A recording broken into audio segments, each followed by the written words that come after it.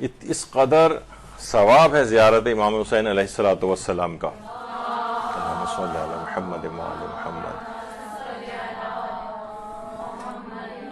کہ ہمارے چھٹے امام جعفر صادق علیہ الصلوۃ والسلام، اللہم صلی علی محمد وعلی محمد، یہ بات بیان کرتے ہیں کہ امام حسین کی زیارت کرنے والوں کے لیے اس کے گناہوں کو پل بنا دیا جائے گا، جو اس کے گھر کے دروازے پر ہوگا اور پھر وہ اس کو عبور کر لے گا، جس طرح کوئی پل کو عبور کر کے پیچھے چھوڑ دیتا ہے، یعنی اس طرح سے اس کے گناہ بالکل معاف ہو جائیں گے اور وہ پاک و پاکیزہ ہو کر زیارت کے سفر سے واپس آئے گا۔ اور اس قدر ثواب ہے خود زائر کا، زائر کہ کتنے بڑے بڑے علماء ہیں، جیسے آیت اللہ شیخ محمد باقر ایروانی، یعنی یہ وہ عالم دین ہیں کہ جو آیت اللہ خوئی کے بھی شاگرد رہ چکے ہیں، آیت اللہ باقر الصدر کے بھی شاگرد رہ چکے ہیں، آیت اللہ سعید الحکیم کے بھی شاگرد رہ چکے ہیں، اور آیت اللہ سیستانی کے بھی شاگرد رہ چکے ہیں، اور اب یہ خود درس خارج دیتے ہیں نجف میں استدلالی فقہ کا۔ ان سے جب یہ سوال کیا گیا کیا وجہ ہے کہ بڑے بڑے علماء، مراجع، فقہا، زوار حضرت ابا عبداللہ کے سامنے اپنی ہر حیثیت کو بھول کر زائرین کی خدمت پر تیار ہو جاتے ہیں، یعنی کوئی بوٹ پالش کرتا ہوا وہاں پہ نظر آ رہا ہے، کوئی زائرین کے پاؤں کو دھوتا ہوا نظر آ رہا ہے، تو آیت اللہ باقر ایروانی نے جواب دیا کس مقام اور مرتبے کی آپ بات کرتے ہیں، کس حیثیت کو ہماری بھولنے کی آپ بات کرتے ہیں؟ میں زوار حسین کے جوتے پالش کرنا بھی اپنے لیے سعادت سمجھتا ہوں، اور ایسا نہیں کہ میں نے اپنی کسی حیثیت کو قربان کیا ہو، بلکہ میں خادم حسین بننے کی حیثیت پر امام حسین کا شکر گزار اور ممنون ہوں کہ ہمیں ان خدمتوں کا موقع مل رہا ہے۔ بہت اہم بات ہے یہ، لیکن لوگ عام طور پر کیا کرتے ہیں کہ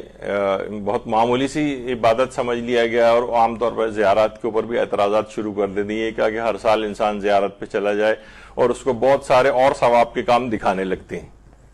اس کا مطلب ہے کہ وہ زیارت امام حسین کو کوئی معمولی چیز سمجھتا ہے اور کہتا ہے کہ نہیں، اس کے متبادل فلاں فلاں کام جو ہے نا وہ اور زیادہ اچھا ہے کہ اس کام کو چھوڑ کر وہ نیک کام کر لیا جائے، وہ کسی کی جو ہے وہ اسکول کی فیس دے دی جائے اور فلاں، تو وہ تو اسکول کی فیس آدمی کتنی، جو زیارت پہ جاتے ہیں وہ ویسے بھی اسکول فیسیں بھی دیتے رہتے ہیں لوگوں کی، لیکن اس وجہ سے لوگوں کو دوسرے ثواب کے کام دکھا کر زیارت کے سفر سے برگشتہ نہیں کرنا چاہیے۔ اچھا اب ایک سوال ہے، ہم مختلف سوالوں کے جواب اس میں دیتے ہوئے جائیں گے کہ کیا امام زادے ہیں اور اصحاب ائمہ ہیں، ان کی قبور کی زیارت کے لیے بھی انسان جاتا ہے؟ کیا ان کی قبور کی زیارت کے بعد نماز زیارت پڑھنا مستحب ہے؟ مثلا کون کون سے اصحاب ائمہ ہیں جناب؟ جیسے حضرت کمیل ابن زیاد ہیں۔ حضرت کمیل ابن زیاد کس قدر عظیم المرتبت صحابی ہیں حضرت امیر المومنین علیہ الصلوۃ والسلام کے، اللہم صلی علی محمد وعلی محمد۔ اچھا اتنا اور بتا دیا جائے کہ غیر شیعہ حضرات میں کمیل ایک لحاظ سے متروک ہیں اور وہ ان سے احادیث نہیں لیتے، جبکہ کمیل ابن زیاد نخعی، حضرت کمیل امیر المومنین کے بھی صحابی تھے، امام حسن علیہ السلام کے بھی صحابی تھے، امام حسین علیہ السلام کے بھی صحابی تھے، اور 90 سال کی عمر انہوں نے پائی ہے، اور واقع کربلا کے بھی تقریباً 20-21 سال جو ہے بعد حجاج نے ان کو قتل کیا ہے۔ ان کی قبر مسجد حنانہ کے پاس ہے کہ جو کہ نجف اور کوفہ کے درمیان میں ہے۔ یہ کتنے عرصے پہلے ایک زمانہ تھا کہ حضرت کمیل کا روضہ اس انداز سے ہوا کرتا تھا، لیکن اب ظاہر ہے بڑا پرشکو اس لحاظ سے ہو گیا ہے، اور لوگ یہاں پر جاتے ہیں اور یہاں پر جا کر ان کی زیارت وغیرہ بھی پڑھتے ہیں، اور انہی سے وہ ہے دعائے کمیل۔ دعائے کمیل آپ کو پتہ ہے کہ ہر شب جمعہ خود مولا امیر المومنین علیہ الصلوۃ والسلام نے حضرت کمیل سے یہ بات فرمائی تھی کہ اے کمیل ہر شب جمعہ اس دعا کو پڑھنا چاہیے، اور یا ورنہ زندگی میں کم سے کم ایک مرتبہ تو اس کو پڑھنا چاہیے، اور ایک دفعہ بھی اگر کوئی پڑھ لے اس کو تو اس کے تمام امور کی کفایت ہو جائے گی، اس کا رزق بہت وسیع ہو جائے گا، اور وہ شخص مغفرت سے محروم نہیں ہوگا کہ جو کہ دعائے کمیل پڑھتا ہے۔ البتہ امام خمینی کے حوالے سے، یعنی ان کے جو مقلدات ہوں، وہ ان کے نزدیک اور سارے ہی مجتہدین کے نزدیک دعائے کمیل عورت اپنے مخصوص ایام میں بھی پڑھ سکتی ہے، لیکن امام خمینی فرماتے تھے کہ صرف ایک سورہ سجدہ کی ایک آیت سجدہ اس میں آتی ہے، تو وہ اگر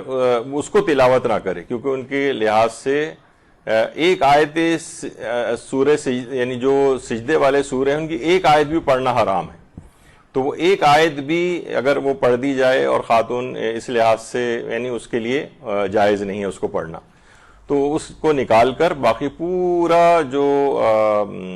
دعائے کمیل ہے وہ پڑھی جا سکتی ہے۔ تو خود کمیل اتنی عظیم صحابی، ان کی زیارت کے لیے لوگ جاتے ہیں۔ اور اسی طرح سے میثم تمار ہے، تمار آپ کو پتہ ہی کھجور بیچنے کا ان کا کام تھا، اور عاشورہ سے پہلے ہی ابن زیاد نے ان کو سولی دے دی تھی میثم تمار کو۔ اچھا، ایک ویسے میثم جو ہیں ان کو کوفی کہا جاتا ہے یا بنو اسد سے ان کا تعلق کہا جاتا ہے، لیکن اصلاً یہ عجمی تھے، یعنی عرب نہیں تھے بلکہ بنو اسد کی ایک خاتون تھیں، ان کے غلام تھے، اور پھر بعد میں آزاد ہوئے تھے، تو اس لحاظ سے ان کو اسدی اور کوفی کہا جاتا ہے۔ تو یہ بھی 3 ائمہ کے صحابی تھے، اور میثم تمار کے متعلق کہا جاتا ہے کہ یہ غیبی علوم سے بھی آگاہ تھے، اور جب انہیں تختہ دار پہ لٹکایا گیا تھا اور یہ فضائل امیر المومنین بیان کر رہے تھے، تو یہ پہلے شخص ہیں کہ جن کے منہ میں لگام ڈالی گئی تھی، لگام، اور پھر خنجر سے بھی وار کر کے پھر بہرحال ان کی شہادت ہوئی تھی۔ اور اس قدر قرآن کی تفسیر کے ماہر تھے کہ جو خود مفسر قرآن ابن عباس، حضرت عبداللہ ابن عباس جو خود مفسر قرآن تھے، ان سے میثم تمار کہتے تھے کہ اے ابن عباس، تفسیر قرآن کے متعلق جو چاہو مجھ سے پوچھو۔ بہت ہی عظمت ہے، ہم لوگ سوچتے ہیں کہ شاید فقط مولا کے اس لحاظ سے ایک صحابی تھے، یعنی علمی عظمت بھی بہت زیادہ تھی میثم کی۔ ان کی قبر کی زیارت کے لیے بھی لوگ جاتے ہیں، اور وہاں پہ جب جاتے ہیں تو پھر نماز زیارت۔ اسی طریقے سے یہ خیر یہ بھی میثم تمار کی اندر سے آپ زیارت کر سکتے ہیں ان کی قبر کے۔ اللہم صلی علی محمد و آل محمد۔ اسی طرح سے حضرت حبیب ابن مظاہر۔ اچھا، اتنا اور بتا دیا جائے کہ حضرت حبیب ابن مظاہر یہاں پر زیادہ مشہور ہے، اور ویسے آیت اللہ مامقانی جو تھے، جو کافی رجال کے بھی ماہر تھے، وہ یہ کہتے تھے کہ اصل اس کا تلفظ جو ہے وہ مظاہر ہی ہے، اور وہ بہت سے زیارت ناموں کو بیس بناتے تھے دلیل کے طور پر کہ ان میں مظاہر آیا ہے۔ لیکن آیت اللہ محسن امین عاملی ہیں، اس کے برخلاف بھی ایک نظریہ ہے۔ ان کے میں نام کے تلفظ کے اعتبار سے ایک چیز بتا رہا ہوں، وہ کہتے تھے کہ اس کو صحیح طور پر تلفظ کرنا چاہیے حضرت حبیب ابن مظاہر، یہ ہے اصل لفظ۔ اور اور انہوں نے کہا کہ اصل میں متاخرین جو علماء ہیں ان کے اندر یہ لفظ تبدیل ہوتے ہوتے مظاہر ہو گیا ہے، جو کہ غلط ہے، اصل میں مظاہر بروزان مطہر ہے۔ یہ تو بہرحال یہ علماء میں ہے، اور یہاں پر ہمارے ہاں انڈو پاکستان میں مظاہر ہی زیادہ رائج ہے۔ اور سوچیں کہ اس قدر ان کی عظمت تھی، ان کی زیارت کے لیے بھی، قبر کی زیارت بھی خود، کیونکہ حضرت امام حسین علیہ السلام کی قبر مبارک کے 10 میٹر کے فاصلے پر ہی حضرت حبیب کی قبر ہے، اور ان کی قبر کی زیارت کے لیے بھی لوگ جاتے ہیں۔ تو اس قدر عظمت تھی کہ امام حسین فرماتے تھے کہ حبیب ہر شب میں ایک قرآن ختم کرتے تھے، اور حافظ جو اہل سنت کے علماء ابن حجر عسقلانی، انہوں نے ان کو صحابی رسول بھی قرار دیا ہے۔ البتہ شیخ طوسی ہیں، انہوں نے ان کو حضرت امیر المومنین کا اور امام حسین کا صحابی بتایا ہے، اور کہیں پہ بھی صحابی رسول کے طور پر ان کا تذکرہ نہیں کیا ہے، لیکن اہل سنت علماء جو ہے ان کو صحابی رسول قرار دیتے ہیں، اور امکان بھی اسی کا ہے، چاہے انہوں نے اس کو نہ لکھا ہو۔ اور خود ان کی اتنی عظمت تھی کہ زیارت ناہیہ میں امام زمانہ علیہ السلام نے ان کو سلام کیا ہے، اللہم صلی علی محمد و آل محمد۔ اب جب جا ہی رہے ہیں، امام حسین کی قبر کی زیارت بھی ہو رہی ہے، اور وہاں نماز زیارت پڑھی جا رہی ہے۔ اسی طرح حبیب ابن مظاہر، یہ خود صحابی امام ہیں، اور ان کی بھی زیارت، اب ان کی زیارت کا فقہی حکم کیا ہے بھی بتاتا ہوں۔ اسی طرح امام زادہ، مثلا امام زادہ یاسر و ناصر ہیں، حضرت امام موسیٰ کاظم علیہ السلام کے فرزندوں میں سے ہیں، اللہم صلی علی محمد و آل محمد۔ اور جن لوگوں نے زیارت کے ایران کے سفر کیے، انہیں پتہ ہے کہ مشہد سے تقریباً 5 کلومیٹر کے فاصلے پر ان کا جو ہے وہ روضہ ہے دونوں امامزادوں کا. تو اچھا اتنا، اور تھوڑا سا ایک بیچ میں ایک چیز اور آ گئی ہے. کچھ عرصے پہلے یہاں پر مولانا تقی مہدوی صاحب قبلہ تشریف لائے تھے، تو ان سے اسی طرح جو مختلف وہاں پر بہت زیادہ روضے بنے ہوئے امامزادوں کے ان کے حوالے سے بات ہو رہی تھی، تو وہ فرما رہے تھے کہ ان کے اپنے استاد ہیں جو کہ اس میں ایران میں سب سے زیادہ تخصص رکھتے ہیں امامزادوں کی تحقیق میں. تو انہوں نے بہرحال اپنی اس لحاظ سے بات بتائی کہ تقریباً 70-75% ایسے امامزادے جن کے وہاں پر روضے بھی بنے ہوئے ہیں، ان کا ثابت نہیں ہے کہ ان کا یہ امامزادے ہیں. تو لیکن یہ کہ شہرت بہت ہو گئی ہے، اور اس کے اندر شہرت بھی جو ہے وہ سمجھی جاتی ہے اوتھینٹک، کہ اگر شہرت ہو گئی کہ فلاں شخص جو ہے، تو اس میں کوئی وہ نہیں کرنا چاہیے. جیسے کہ میں نے آپ کو شاید اس سے پہلے بتایا تھا کہ حضرت زینب سلام اللہ علیہا کے متعلق، اللہم صلی علی محمد وآل محمد،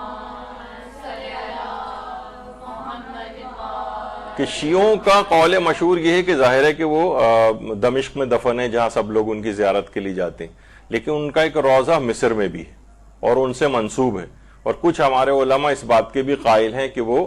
اگرچہ وہ قول اس لحاظ سے شہرت نہیں رکھتا ہے، لیکن وہ تو آیت اللہ صافی گل پائگانی فرماتے تھے کیا اس میں مسئلہ ہے کہ آپ دونوں جگہوں کی زیارت کے لیے چلے جائے کریں. یہ تو خیر ہے ہی قول مشہور اور اطمینان بخش ہے کہ ان کا روضہ یہی ہے. اور لیکن یہ کہ جب ایک احتمال اور امکان موجود ہے، اور وہ بھی علماء اس کے بھی کچھ قائل رہے ہیں، یا بہت کچھ علماء ایسے بھی ہیں کہ مثلا جن کا محسن امین عاملی، وہ ان کا نظریہ یہ تھا کہ حضرت زینب مثلا مدینہ منورہ ہی میں دفن ہے. وہ کہتے ہیں ان کا مدینہ آنا تو ثابت ہے لیکن مدینہ سے باہر جانا ثابت نہیں. تو علماء میں تاریخی بہت سے اصل میں چیزیں ہمارے ہاں بہت زیادہ عقائد کی طرح سے تاریخ کی باتوں کو لے لیا جاتا ہے، لیکن بہرحال قول مشہور وہی ہے کہ وہ دمشق میں دفن ہے. تو میں یہ بتا رہا تھا کہ بہت سے امامزادوں کے حوالے سے یہ ہوتا ہے کہ ان کا ہونا ثابت بھی نہیں ہے، لیکن پھر بھی آیت اللہ تقی بہجت یہ بات فرماتے تھے کہ اولاد ائمہ کے قبور کی زیارت کے لیے جایا کرو. یہ تمام حضرات جو ہیں ایک میوے کی مثال ہے، یعنی وہ اس کی مثال دیتے تھے جیسے مختلف وائٹامنس ہوتے ہیں، اور ہر وائٹامن کی الگ خصوصیت ہوتی ہے، vitamin A, B, C, D اور وائٹامن کے، اور اس طرح سے بہت ساری ورائٹی. ہر وائٹامن کے الگ الگ خصوصیات اور فائدے ہیں، ہر پھل کے الگ خصوصیات اور فائدے ہیں. تو وہ کہتے تھے کہ ہر ایک کی زیارت کے لیے انسان جائے اور الگ الگ فوائد بہرہ مند ہو جائے اس سے. تو یہ ایک اس کے اندر آتا ہے کہ کیا امام زادوں اور اصحاب ائمہ کی قبور کی نماز زیارت بھی مستحب ہے، جبکہ اتنے اہم ترین جو ہیں یہ اصحاب ہیں اور امام زادے، تو ان کی نماز زیارت کا خصوصی استحباب ثابت نہیں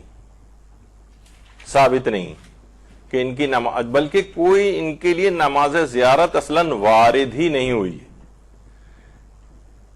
لیکن اگر کوئی یہ کرنا چاہے، آیت اللہ سیستانی فرماتے ہیں کہ رجائے مطلوبیت کی نیت سے امامزادوں یا اصحاب ائمہ کی زیارت کی جا سکتی، رجائے مطلوبیت کی نیت سے کہ بھائی نماز ہی تو ہے، نماز پڑھ رہے ہیں ہم. البتہ یہ وہ فرماتے ہیں کہ اور زیادہ بہتر یہ ہے کہ آپ کوئی سی بھی 2 رکعت نماز پڑھیں، اور اس کے بعد جن کی آپ زیارت کے لیے گئے ہوں، جس امام زادے کی یا مثلا اصحاب ائمہ کی، ان کو اس 2 رکعت نماز زیارت کا ثواب ہدیہ کر دیں. یہ زیادہ بہتر ہے،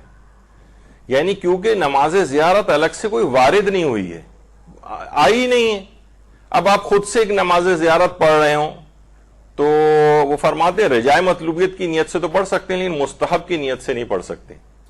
مستحب کے معنی کہ مستحب یہ کہ حکم خدا یہ ہے کہ نماز زیارت پڑھی جائے، مستحب بھی تو حکم خدا ہے نا.